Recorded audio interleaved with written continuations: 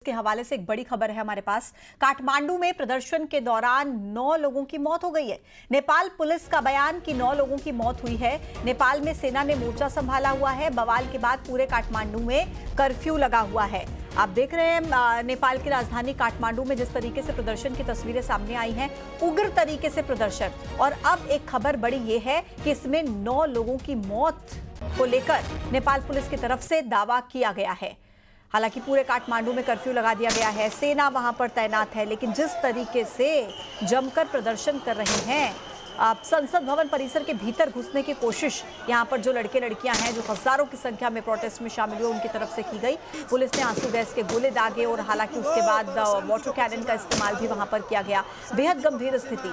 Social media पर ban लगाने का विरोध यहां पर जेनजी लड़के लड़कियों की तरफ से किया गया है और इस प्रदर्शन में बताया जा रहा है अभी तक 9 लोगों की मौत हो चुकी है, जो कि अपने आप में बहुत ही बड़ी और दुखद खबर है। उग्र तरीके से प्रदर्शन और उसके बाद ये एक बड़ी हानि, 9 लोगों की जान चले जाना, तस्वीरें और गोली की आवाज़ आप सुनकर अंदाज लगाइए कि स्थिति वहाँ पर क्या होगी। हालांकि नेपाल के इतिहास में पहली बार मुझे लगता है कि ये कोई मामला होगा कि संसद के भीतर इस तरीके से घुसपैठ की कोशिश हुई हो, लेकिन बहुत ही गंभीर। जब युवा बड़ी संख्या में सड़कों पर उतर आए हैं, प्रदर्शन कर रहे हैं, सरकार के खिलाफ नारेबाजी कर रहे हैं, सोशल मीडिया बैन का उनकी तरफ से विरोध किया जा रहा है और इस प्रदर्शन में जिस तरीके से उग्र होने की तस्वीरें सामने आई हैं और गोली चलने की आपको आवाज़ ये देखिए सुनाई दे रही होगी। पूरे काठमांडू में कर्फ्यू लगा दिया गया, लेकिन स्थिति कंट्रोल करने की कोशिश लगातार वहां पर जारी है। कई राउंड फायरिंग सेना की तरफ से वहां पर की गई है और ज्यादातर बताया जा रहा है कि 18 से 30 साल के उम्र के जो लोग थे वो यहां पर प्रदर्शन करते हुए नजर आए हैं और मसला यही कि सोशल मीडिया बैन नहीं होना चाहिए, क्योंकि जिस तरीके से सरकार की तरफ से बड़ा ऐलान किया गया, जो तय समय सीमा दी गई थी, उस समय सीमा को जिन प्लेटफॉर्म्स की तरफ से पालन नहीं किया गया उन पर बैन का आदेश जो है सरकार की तरफ से दे दिया गया और फिर उसके बाद जबरदस्त प्रदर्शन की तस्वीरें, संसद भवन परिसर के भीतर घुसने की तस्वीरें, बैरिकेडिंग तोड़ने की तस्वीरें, बहुत ही उग्र तरीके से ये प्रदर्शन हुआ है। आप तस्वीरें देख सकते हैं। पूरा कर्फ्यू वहां पर लगा दिया गया है। जो राष्ट्रपति आवास होता है, संसद भवन होता है, उपराष्ट्रपति आवास या पीएम आवास, उसके आसपास के इलाकों में कर्फ्यू लगा दिया गया है और इसके साथ ही काठमांडू प्रशासन इसको लेकर बहुत सख्ती से पेश आ रहा है। आपको गोली चलने की आवाज़ ज़रूर यहाँ पर सुनाई दे रही होगी। 3 सितंबर को दरअसल फेसबुक, इंस्टाग्राम, यूट्यूब समेत ऐसे 26 सोशल मीडिया साइट्स थे जिन पर सरकार की तरफ से बैन लगाया गया था और इन प्लेटफॉर्म्स ने नेपाल के संचार और सूचना प्रौद्योगिकी मंत्रालय में रजिस्ट्रेशन नहीं कराया था। इसके लिए 7 दिनों की समय सीमा दी गई थी। 28 अगस्त से 7 दिन तक कहा गया था इसका रजिस्ट्रेशन करा लीजिए, जो कि 2 सितंबर को समय अवधि खत्म हो गई थी और फिर 3 सितंबर को नेपाल सरकार ने इस पर बैन लगा दिया। अब जेनजी मूवमेंट इन नेपाल, इसके पोस्टर्स वहां पर नजर आए और जबरदस्त तरीके से प्रदर्शन जो लोग थे, युवा थे, उनकी तरफ से किया गया। यूथ अगेंस्ट करप्शन के वहां पर पोस्टर्स लेकर खड़े हुए कई बड़ी संख्या में जो लोग हैं वो नजर आए और इसके अलावा वहाँ की जो लोकल भाषा है उसमें कई तरीके के पोस्टर्स युवाओं के हाथों में देखे गए, जिसको लेकर जबरदस्त तरीके से, उग्र तरीके से आंदोलन हुआ, प्रदर्शन हुआ, जिसमें सोशल मीडिया पर बैन हटाने की मांग की गई।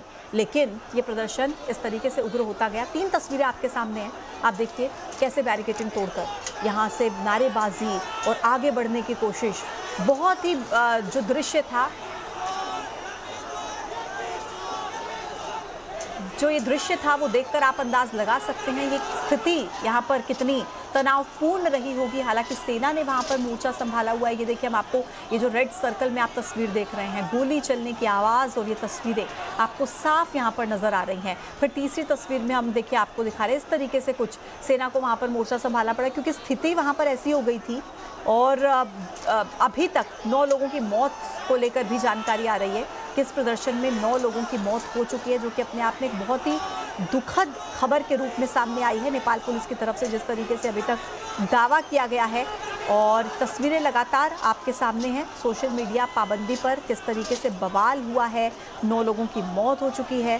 फेसबुक, ट्विटर, व्हाट्सएप और यूट्यूब जैसे 26 ऐसे सोशल मीडिया अकाउंट्स थे जिन पर प्रतिबंध लगाया गया, जिसकी वजह से ये प्रदर्शन बहुत उग्र होता चला गया। एक बार फिर से आपको बता देती हूँ कि जो नेपाल की राजधानी है काठमांडू, वहाँ से आप ये तस्वीरें देख रहे हैं।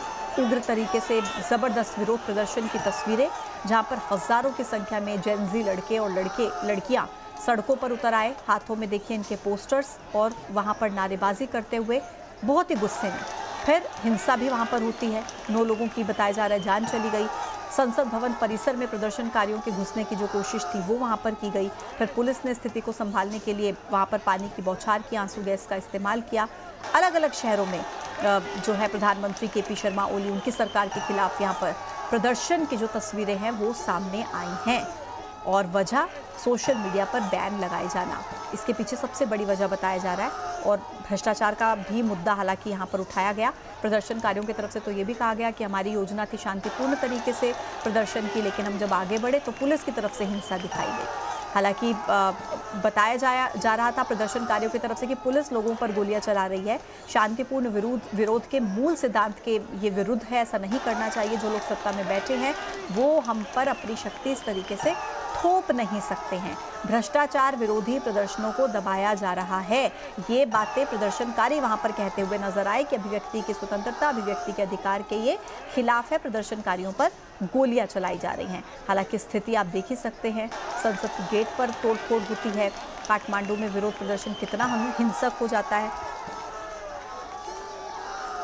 ज्यादा जानकारी दे रहे हैं मेरे सहयोगी नेपाल से मुन्ना राज इस वक्त कनेक्ट है, उनसे जान लेते हैं मौजूदा स्थिति क्या है। मुन्ना राज, तस्वीरें देखकर तो लग नहीं रहा कि स्थिति बहुत जल्द काबू में आने वाली है। 9 लोगों की मौत की खबर अब तक सामने आ चुकी है। नेपाल सरकार ने हाल के दिनों में जो फैसला लिया है उसका विरोध नेपाल के तराई इलाकों से लेकर और नेपाल के राजधानी काठमांडू तक चल रहा है। और तमाम नेपाल के ऐसे हिस्से हैं जहां पे इस आंदोलन चल रहा है और इस आंदोलन में अब तक 9 लोगों की मारे जाने की खबर है। और हालांकि नेपाल सरकार ने अभी इसकी पुष्टि नहीं की है और देर शाम तक नेपाल सरकार की ओर से भी ये आंकड़ा जारी किया जाएगा कि जो हिंसक झड़प नेपाल में अभी जारी है उसमें कुल कितने लोगों की मौत हुई है। लेकिन फिलहाल जिस तरह से नेपाल के तमाम इलाकों में आंदोलन चल रहा है उससे अभी हालत बेकाबू है। हालांकि इसको देखते हुए नेपाल सरकार ने कई स्तर पर बैठकें जरूर रखी है। हो सकता है कि सरकार ने जो निर्णय लिया है इसको वापस लेने पर भी पहल की जा सकती है। जी शुक्रिया आपका जानकारी देने के लिए। तो कुल मिलाकर नेपाल में जो नई पीढ़ी कहेंगे उनकी तरफ से ये बगावत और ये प्रदर्शन जो तस्वीरों में आपको साफ नजर आ रहा है।